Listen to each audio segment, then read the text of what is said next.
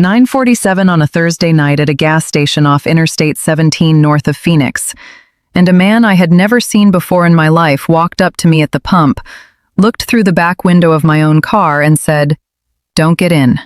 Whatever you do, don't get in. Walk back inside the store and stay there until I tell you it's okay." I thought he was insane. He was wearing a green army jacket that had seen better decades. He had not shaved in a long time. He had a backpack at his feet that was held together with duct tape. He was the kind of person I had been trained by every voice in my life to walk past quickly and not make eye contact with. I was about to tell him I was fine when my phone, which was sitting in the cup holder of my driver's seat, lit up through the closed window of my car. Hit subscribe. Tell me your city in the comments. Stay until the end. There is something this man did in the next 40 minutes that I have not been able to do for him in the 4 years since, and the failure is mine, and I want to talk about it before we are done. The text on my phone said one line. It said, "I am going to find you tonight." The phone went dark. Then it lit up again. The same number, different message. "I see you at the pump." The man in the army jacket said very quietly, "Step away from the car. Walk into the store. I will follow you in 3 minutes. Do not look back." I do not know why I obeyed him. I have asked myself 1,000 times. The closest I have come to an answer is that something in his voice was not the voice of a person asking for money, or asking for attention, or asking for anything.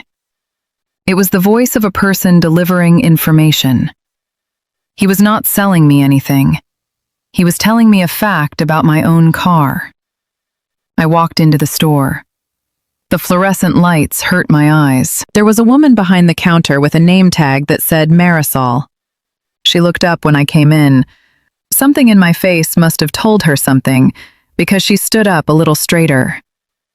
The man in the army jacket came in 3 minutes later. He did not come over to me. He went to the coffee machine at the back of the store. He poured himself a cup. He came up to the counter and paid. Then he turned, very casually, and walked over to where I was standing in front of the chip aisle, pretending to look at chips, and he said, low, "Ma'am, the man who has been following you tonight is parked in a black sedan on the far side of the gas station. He has been there for 40 minutes. He pulled in 2 minutes after you did. He has been watching your car. The phone in your cup holder has been syncing to his vehicle the whole time you have been pumping gas. He knows your address. He knows where you are going next. He has been doing this to you for at least 3 weeks. I have been watching it. I work this gas station every night. He has come here 4 nights this month while you were getting gas. Tonight, he is not going to let you leave alone. I want to tell you what I felt at that moment. I am going to try. The closest I can get is this. The whole shape of my last 3 months collapsed in a single second into a different shape, and the new shape made sense in a way the old shape never had. The flat tire I had walked out to find in my own driveway 6 weeks ago. The neighbor who had told me, hesitantly, that he had seen a strange car parked across from my house at 2 in the morning the previous Saturday. The text messages I had been getting from blocked numbers that said nothing, that just sent a single black dot, that I had told myself were a glitch. The way my work calendar had been ending up in someone else's hands somehow, because a colleague at a conference in San Diego had said something to me, lightly, about my sales territory in a way that meant he had seen my schedule, and I had not given my schedule to him. All of it, suddenly, in one gas station, became a single picture. My name is Soraya Veld. I am 33 years old. I work as a regional sales representative for a medical equipment company that distributes hospital-grade infusion pumps to facilities across the Southwest. I drive a lot. I had driven over 40,000 miles that year alone. I had been on the road that Thursday night for 9 days straight. I was driving home to my apartment in North Phoenix from a hospital visit in Flagstaff. I had stopped for gas at a station I had stopped at maybe a dozen times that year. I was not the kind of woman who paid attention to the people at gas stations. I was the kind of woman who paid for gas at the pump and got back in her car. The man in the army jacket told me his name was Irvin Holt. He told me he had been a Marine. He did not tell me much else about himself. He told me that he had been sleeping under the overpass behind the gas station for the last 14 months. He told me he came to the gas station every night for coffee because Marisol let him use the bathroom and did not chase him out of the parking lot. He told me he had been watching the patterns of cars at this station for 14 months because he had nothing else to do, and because he had been trained, in another part of his life, to watch patterns of vehicles, and because when you have nothing to do for 14 months, and you used to do that for a living, the watching does not turn off. He told me the black sedan had first appeared at this station 11 weeks ago. He told me it had appeared at the same time on Thursdays for 9 of the last 11 weeks. He told me that on 3 of those weeks I had been there too, getting gas, oblivious, the way I always was, on my Thursday drive home. He told me that on the 4th week, the driver had been on his phone the whole time I was at the pump, and Irvin had been close enough, behind the dumpster on the far side of the lot, to hear part of the call. The driver had been telling someone on the other end that he was watching me. He had been describing what I was wearing. He had been laughing. Irvin Holt had been planning, since that night, to do exactly what he was doing now. He had not known if I would come back this week. He had not known if I would come tonight. He had been waiting 11 weeks for the moment when the driver of the black sedan was going to do something more than watch. Tonight, Irvin told me, was that night. He said, "Ma'am, he is not going to leave this gas station without you. He has driven up here from Phoenix 4 times this month. Tonight he is going to follow you onto the interstate. Tonight he is going to wait until you are on a stretch of road where there are no other cars. I do not know what he plans to do after that. I have my opinions. I am not going to share them with you because I do not need to share them with you. What I need from you is to call the police right now. Do not use the phone in your cup holder. Use the phone behind that counter. Marisol will let you. I have already told her tonight that something is going to happen. She has been waiting. We are going to do this together. Then we are going to wait inside this store, with the doors locked, until the officers come. And we are going to make sure that the man in the black sedan is in handcuffs before you take one step outside this building." I called the police. Marisol let me use the store phone. The dispatcher took the description of the sedan and the location. Officers were dispatched. They told me to stay inside. Marisol locked the front door. She turned the sign to closed. She put up the small handwritten sign that said emergency maintenance that she had printed out 3 weeks earlier, after Irvin had told her something might happen, and that she had been keeping under the counter for exactly this. I stood inside the gas station with a stranger in an army jacket and a clerk I had never spoken to before, and we waited. Irvin watched the parking lot through the window. He told me, without taking his eyes off the sedan, what color the driver's hair was. He told me the driver's approximate height. He told me the driver had a small tattoo on his left wrist that he had been able to see 2 weeks ago when the man rolled down his window to throw out a coffee cup. The cruisers arrived in 11 minutes, 3 of them, lights off. They came in from the access road behind the gas station. They blocked the sedan in before the driver knew they were there. The driver did not resist. He got out of the car with his hands up. The officers walked him to the back of one of the cruisers. He did not look in the direction of the gas station. He did not look at me. The officer who came inside to take my statement was a woman named Sergeant Yelena Broderick. She had been on the force for 16 years. She had handled cases like this before. She told me, as gently as she could, that the man in the sedan was a colleague of mine from a regional office in Tucson that I had visited twice 6 months apart, for company training. I had spoken to him both times for less than 10 minutes. I did not remember what we had talked about. I had not thought about him since. He had thought about me, apparently, for almost 11 months. The investigation that came out of that traffic stop produced a list of things that, when read together, made my chest tight in a way that has not fully gone away. The list included a tracking device, magnetically attached to the inside rear wheel well of my car, that had been there for at least 8 weeks. The list included a piece of software, installed on my phone, that had given the man in the sedan access to my GPS location, my text messages, and my calendar. He had installed the software at the company training in Tucson when he had asked to borrow my phone for a moment to look something up because his battery had died. I had handed him my phone. I had not watched him use it. The list included a storage unit he had rented in Phoenix that contained photographs of me, printed from my own social media, going back 4 years. The list included a small notebook in his car that had a list of dates and places, several of them in my handwriting from my own work calendar, that I had not given him. The list, the part of the list I cannot stop thinking about, included a folder on his laptop labeled with the date of the Thursday night I was sitting in a gas station off I-17 with a homeless veteran in an army jacket.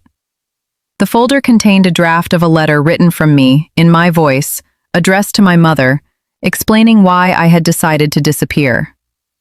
He had been planning to send it after. He had been planning, the detective who told me about it later said as carefully as she could, to make sure there was a story for what had happened to me before there were people looking for me. He pleaded guilty. He took a plea that gave him 18 years. I have not spoken to him. I will not speak to him. I do not have anything to say. I want to tell you about Irvin Holt, because the rest of this story is what this story is actually about. After the cruisers left, after my statement, after the long phone call I made to my mother, I stood in the gas station parking lot at 1 in the morning, and I looked for him. I wanted to thank him. I wanted to ask him for his phone number. I wanted to give him money. I wanted to do whatever I could do immediately, in that moment, to acknowledge what he had just done. He was gone. Marisol told me he had left during my statement. She told me he had not waited. She told me he had said, on the way out, that he did not want a thank you, and that I should not look for him. She told me he had asked her to give me one message, which was that he was glad I was okay, and that I should drive carefully, and that the phone in my car was probably still compromised, and I should get a new one in the morning. I left. I drove home. I changed my phone the next day. I went back to the gas station the day after that. I went back the day after that. I went back every Thursday for the next 6 weeks. Irvin was not there. Marisol said he had stopped coming. She said she did not know why. She said she had asked the man who ran the deli down the street, the one who knew all the people who slept under the overpass, and the deli man had said Irvin had moved on. I went under the overpass myself. I do not know what I expected to find. I found a folded blanket. I found an empty coffee cup. I did not find him. I have been looking for him for 4 years. I have hired 2 private investigators. I have walked through homeless shelters in 3 different cities. I have called Veterans Affairs offices in 5 different counties. I have left my number with everyone I could find. I have not found him. He does not want to be found. He had told me that night in the gas station that he did not want a thank you. He had been very specific about it. He had said, "Ma'am, the only thing I want from you is for you to not waste the rest of your life. Whatever you are going to do tomorrow, do it. That is the thank you. I have tried. I have done my best. I am still here. I have a daughter now. She is 2. Her middle name is Irvin. My husband, who I met 2 years after that night, knows the whole story. He understood immediately when I told him what I wanted to name her. We did not even discuss it. There is a part of this I have to tell you because it is the actual reason I am making this video. About a year and a half after that night, I started to volunteer at a small organization in Phoenix that does outreach to unhoused veterans. I did it at first because I thought it would help me find Irvin. It did not. What it did instead was teach me something I had been wrong about my entire life. The thing I had been wrong about was the shape of what a homeless person was. I had thought of a homeless person before that night as a kind of absence, as a person who was no longer fully a person, as a person whose presence in a parking lot or a doorway was a problem to be solved by walking around it. The volunteers at the organization, almost all of them veterans themselves, taught me, very patiently, that the people I had been walking past my whole life were not absences. They were observers. They were people who had nothing to do but watch the world the rest of us moved through too fast to see. They were people who knew which cars came back to which gas stations on which nights. They were people who had names and skills and old jobs and old families. They were people who had been trained, in many cases, to watch for danger in ways the rest of us had never been trained for at all.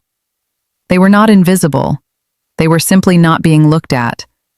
There is a difference. The man who saved my life had been 3 feet away from me for at least 3 of the previous Thursdays I had been at that gas station. I had not seen him. I had walked past him to pay for gas. I had walked past him to throw away a coffee cup. He had been there. He had been watching. He had been remembering. And on the night that mattered, he had stepped out of the place where the rest of us had decided he did not exist. And he had used what he had learned in his 14 months of being invisible to keep me from becoming a name on the missing persons report.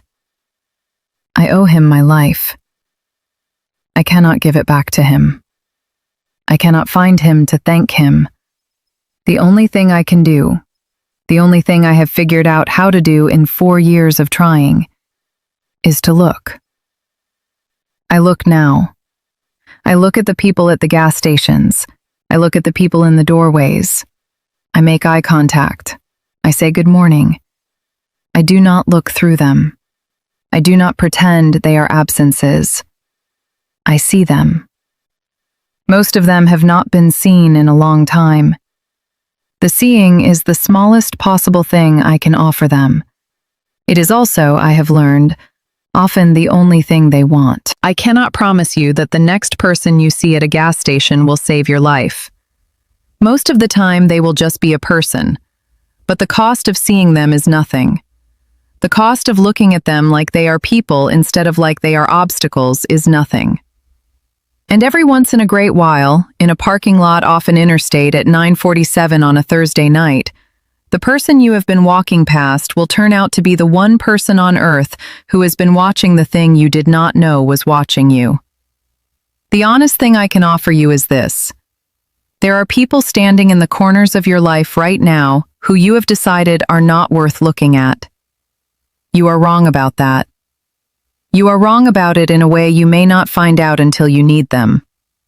I hope you find out some other way. I hope you find out by accident, on a normal Tuesday, at a coffee shop, when you make eye contact with somebody you usually walk past, and you say good morning, and they say it back, and the small surprise on their face, the small flicker of being seen for the first time in a long time, is the thing that does it.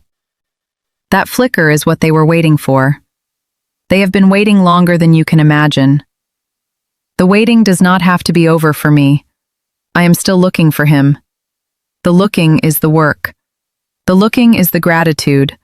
The looking is the only thing I have left to give him, and I will keep doing it for the rest of my life.